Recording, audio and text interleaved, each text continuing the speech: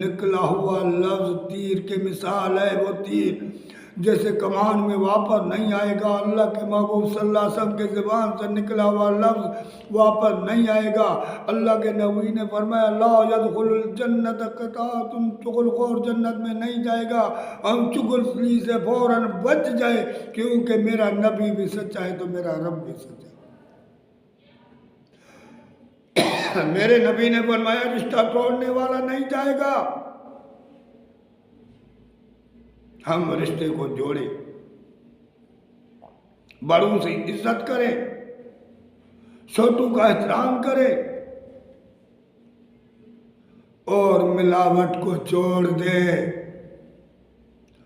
क्योंकि मेरे नबी ने फरमाया वमन गश्श फलैसा मिन्ना, जिसने मिलावट की वो मुझ में नहीं है। तो हम ज़बान